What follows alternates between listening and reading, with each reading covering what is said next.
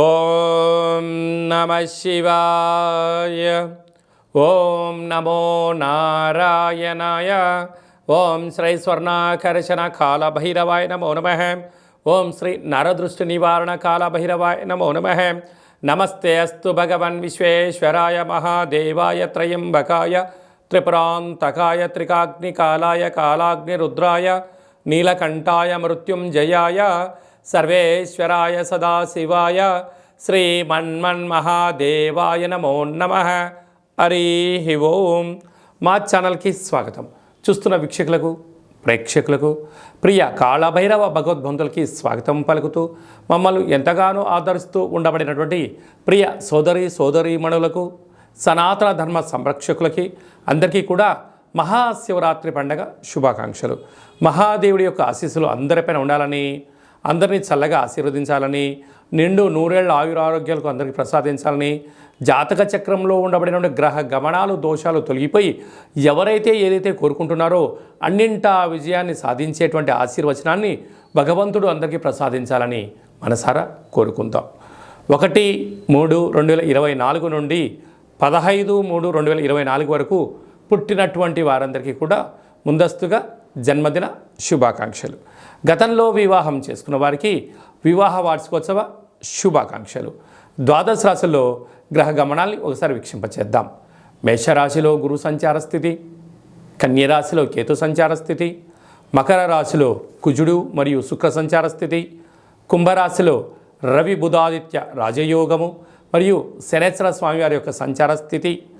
ఏడాది తర్వాత రవి భగవానుడు కుంభరాశిలో సంచారము, 30 సంవత్సరాల తర్వాత శని భగవాని చేత రవి తన స్వక్షేత్రమైనటువంటి శని భగవాన్తో కలిసి సంచారం చేయడము ఇది ఒక యోగదాయకం అని చెప్పి గమనించగలగాలి. అలాగనే మీనరాశిలో రాహు సంచార స్థితితో ద్వాదశ రాశుల్లో గ్రహ గమనాలు ఈ విధంగా ఉన్నాయి. 8వ తారీఖున బుధ భగవానుడు మీనరాశిలోకి సంచారము, 9వ తారీఖున శుక్ర భగవానుడు కుంభరాశిలోకి సంచార స్థితి, 15వ తారీఖున రవి భగవానుడు మీనరాశిలోకి సంచార స్థితితో ద్వాదశ రాశుల్లో గ్రహ గమనాలు ఈ విధంగా ఉన్నాయి. కర్కాటక రాశి వారికి మహాశివరాత్రి సందర్భంగా ఆదివారం అమావాస్య సందర్భంగా ఎలాంటి విధి విధానాలు పాటించాలో ఈ వీడియోలో సవివరంగా సంపూర్ణంగా తెలుసుకుందాం. కర్కాటక రాశిలో ఏ నక్షత్రాలు వస్తాయనగా పునర్వసు నక్షత్రంలోని చివరి పాదం 4వ పాదము, పుష్యమీ నక్షత్రంలోని 4 పాదాలు, ఆశ్లేష నక్షత్రంలో 4 పాదాలు కలిపితే కర్కాటక రాశి. చాలామందికి పుట్టినటువంటి కాల సమయంలో డేటా బర్త్లో లేనటువంటి కారణం వలన పేరు యొక్క మొదటి అక్షరాన్ని అనుసరిస్తూ రాశిని తెలుసుకునే ప్రయత్నం చేద్దాం. అవి ఏ అక్షరాలు అన్నట్లయితే హీ, హూ, హే, హో, డా, డి, డు, డే, డో అక్షరాల వర్ధుడు కర్కాటక రాశి జాతకులే. కర్కాటక రాశి అధిపతి చంద్రుడు. వీరికి తృతీయంలో కేతువు, సప్తమంలో కుజశుక్ర సంచార స్థితి, కుజదోష ప్రభావము, అష్టమంలో రవి బుధ శని సంచార స్థితి, భాగ్యస్థానంలో రాహు, లాభంలో గురు సంచార స్థితి ఉన్నప్పుడు ఒకవైపు ఏమో కుజదోషము, అష్టమంలో 3 గ్రహాల సంచార స్థితి, ఇలాగ 18 సంవత్సరాల తర్వాత ఈ యొక్క గ్రహాల కలయిక ఇలా ఉంటుంది కనుక చిన్న చిన్న విషయాలకు ఆందోళన, చీకులు, ఇబ్బందులు, స్వల్పమైన వాహన ప్రమాదాలు పొంచి ఉన్నాయి. కనుక మీ జన్మ నక్షత్రం రోజున ఈ అమావాస్య సందర్భంగా మీరు దూర వాయు జల ప్రయాణాలు పెట్టుకోకపోవడం ఉత్తమోత్తంగా భావించగలగాలి. అనవసరమైన ఖర్చులు తగ్గించుకునే ప్రయత్నం చేయగలగాలి. ఆధ్యాత్మిక చింతన ఉండగలిగినట్లయితే అద్భుతమైన జీవన విధానానికి మీరే మార్గదర్శకులు అవుతారు అని చెప్పి గమనించాలి. కనుక కర్కాటక రాశి వారు పంచామృతముల చేత, చెరుకు రసం చేత, తెల్లటి బియ్యాన్ని నానబెట్టినటువంటి బియ్యం చేత మహాదేవుడికి అభిషేకం చేసుకోవడం అదృష్టం, ఆనందం మీ సొంతమవుతుంది. అలాగే ఆదివారం అమావాస్య సందర్భంగా తెల్లటి పుష్పాల చేత కాళభైరవ స్వామికి అర్చన, విశేషమైనటువంటి తెల్లటి పుష్పాలు, తెల్లటి వస్త్రాల చేత అభిషేకం చేసి తెల్ల జిల్లేడు వృక్షం దగ్గర దీపం పెట్టగలిగినట్లయితే గ్రహదోషాలలో ఉండబడిన ఆటంకాలు తొలగిపోయి అదృష్టం మీ సొంతమవుతుంది. స్వయం వృత్తులు, సేవారంగాలు, హోటల్ వ్యాపారాలు, నీటి వ్యాపారాలు, మిల్క్ బిజినెస్ చేసేటువంటి వారందరూ స్వయం వృత్తుల వారికి వ్యవసాయ సోదరీమణులకు సాఫ్ట్వేర్ ఉద్యోగస్తులు కొద్దిపాటి జాగ్రత్త అవసరమని చెప్పి గమనించాలి. మార్చి 1వ తారీఖు నుండి 15వ తారీఖు వరకు ముఖ్యమైనటువంటి పండుగల గురించి క్లుప్తంగా సవివరంగా సంపూర్ణంగా తెలుసుకుందాం. 4వ తారీఖున సోమవారం బహుళాష్టమి సందర్భంగా అచితాంగ కాళభైరవ స్వామి స్మరణ, ధ్యానము, కుష్మాండ దీపము, సౌభాగ్య ముడుపు కట్టడం వల్ల సకల అష్టకష్టాలు తొలగిపోతాయని చెప్పి గమనించగలగాలి. 8వ తారీఖున మహాశివరాత్రి పండుగ విశేషమైనటువంటి శుక్రవారం, శ్రవణ నక్షత్రం, ధనిష్టా నక్షత్రంతో కూడుకున్నటువంటి మహాశివరాత్రి అవ్వడం వలన మనకు అయోధ్య రామ మందిర నిర్మాణం తదనంతరం తర్వాత మొట్టమొదటిసారిగా వస్తూ ఉండబడిన మహాశివరాత్రి పండుగ సందర్భంగా మనమందరం కూడా జన్మకో శివరాత్రి అన్నట్టుగా ఈ యొక్క 2024వ సంవత్సర ప్రారంభ కాలంలో శుక్రవారం కళౌ వెంకటేశ్వర అన్నట్లుగా శ్రీ వెంకటేశ్వర స్వామి వారి యొక్క జన్మ నక్షత్రం రోజున మాస శివరాత్రి మహాశివరాత్రి సందర్భంగా మనమందరము కూడా వీలైనంత వరకు ఆవాసం ఉందాం, శివనామస్మరణ చేద్దాం, వీలైనంత వరకు మౌనంగా ఉండే ప్రయత్నం చేద్దాం. ఆ ఆది మహాదేవుడి యొక్క ఆశీస్సులు పొందుదాం. కుదిరితే మీ దగ్గర ఉండబడిన శివాలయాల్లో అభిషేకం చేసుకోండి. అలా కుదరలేనటువంటి పక్షంలో కానీ లేదు ఇంకొంచెం భగవంతుడి యొక్క ఆశీస్సులు పొందాలి అన్నట్లయితే మన యొక్క కాళభైరవ స్వామి యొక్క దేవాలయంలో సహస్ర ద్వాదశ జ్యోతిర్లింగేశ్వర స్వామివారు 1,00,000 రుద్రాక్షల మహాదేవుడిని ఏర్పాటు చేయడం జరిగింది కనుక మీ గోత్రనామాలు మాకు పంపించినట్లయితే మీకు వాట్సాప్ ద్వారా వీడియో కాల్ చేయించి మహాదేవుడికి రుద్రాభిషేకము, శతరుద్ర హోమాన్ని చేయించడం జరుగుతుంది కనుక భక్తులందరూ కూడా మహాదేవుడి యొక్క అభిషేక కార్యక్రమంలో పాల్గొని ఆ పార్వతీ పరమేశ్వరుల యొక్క కృపకటాక్ష వీక్షణ పొందగలరు. అలాగనే మరో అద్భుతమైనటువంటి విషయం ఏమిటయ్యా అనగా 10వ తారీఖున ఆదివారం అమావాస్య పూర్వభద్ర నక్షత్రం రావడం కూడా జరుగుతుంటుంది.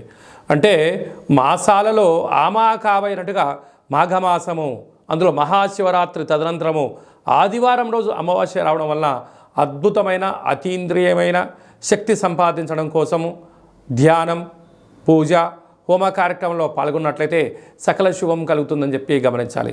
కనుక ఈ కాళభైరవ స్వామికి ఆశీస్సులు పొంది ఆ అమావాస్య రోజు సకల దుష్ట ప్రభావాల నుంచి, భూత ప్రేత పిశాచాల నుంచి, అపమృత్యు దోషాల నుంచి, వాహన ప్రమాదాల నుంచి తొలగించడం కోసము ఏ రాశి వారు, ఏ నక్షత్రం వారు ఎలాంటి విధి విధాలు పాటించాలో సవిరంగా సంపర్వం కూడా మనం తెలుసుకుందాం. అదే కాకుండా ఈ యొక్క మార్చి నెలలో ప్రథమార్థమంతను కూడా అద్భుతమైన విజయం సాధించగలగాలి అన్నట్లయితే మనం ఒక్కసారి ఈ పాత్రను గమనించినట్లయితే ఇది ఒక కంచు పాత్ర. ఇందులో మనకు రాసులు 12 ఎలా ఉంటాయో 12 రాసులను అచ్చు వేయడం జరుగుతుంది. కనుక ఈ యొక్క పాత్రను మన యొక్క పూజా మంత్రంలో ప్రతిరోజు పూజ చేసిన తదనంతరము మనసులో ఒక్కొక్క నెలలో ఒక్కొక్క కాళభైరవ స్వామి ఉంటారు కనుక ఈ యొక్క మాఘమాసంలో అచితాంగ కాళభైరవ స్వామిని స్మరించాలి కనుక స్వామికి ఆశీస్సులు ఎలా పొందాలో తెలుసుకుందాం. అలాగే మనసులో ఓం అచితాంగ కాళభైరవాయ నమః అని అనుకొని ఇలా శబ్దం చేసినట్టయితే ఒక పాత్రలో ఓంకార శబ్దం రావడం జరుగుతుంది.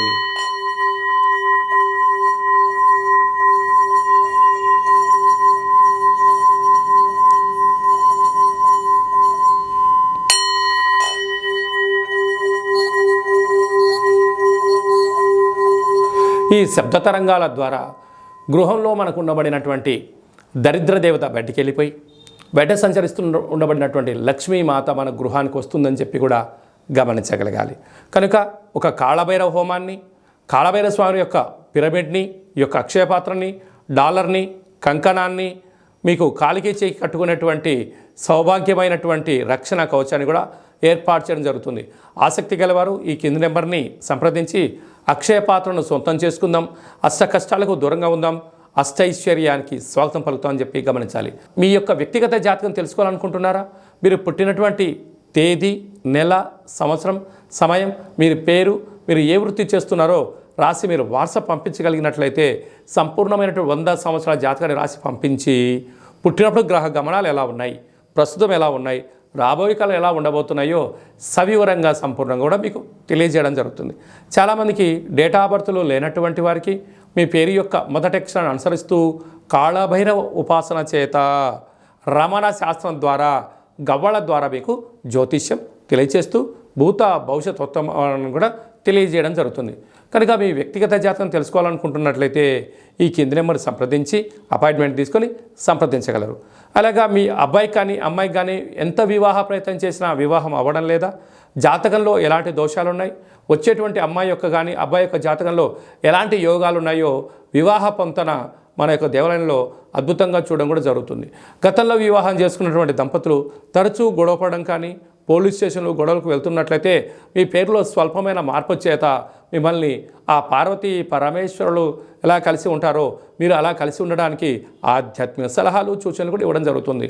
అలాగా మీకు అబ్బాయి కానీ అమ్మాయి కానీ పుట్టినట్లయితే మీ యొక్క వారి యొక్క పుట్టినటువంటి తిథి ప్రకారంగా, రోజు ప్రకారంగా, డేటు ప్రకారంగా, నక్షత్ర ప్రకారంగా ఎలాంటి పేరు పెట్టుకోవాలో ఆధ్యాత్మికమైనటువంటి పేర్లను మీకు సూచించడం జరుగుతుంది.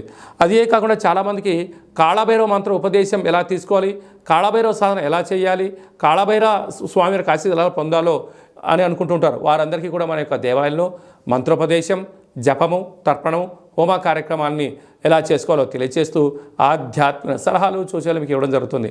కనుక ఆసక్తి గలవారు ఈ కేంద్రము సంప్రదించి ఈ మహాశివరాత్రి సందర్భంగా అందరి యొక్క గోత్రనామాల్ని మీరు పంపించినట్లయితే మీకు పూజ చేసి స్వామి యొక్క ప్రసాదాన్ని ఒక రుద్రాక్షను ప్రసాదంగా కూడా పంపించడం జరుగుతుంది. కనుక అందరూ కూడా గోత్రనామాల్ని ఈ యొక్క ఫోన్ నెంబర్లకు వాట్సాప్ పంపించగలరు.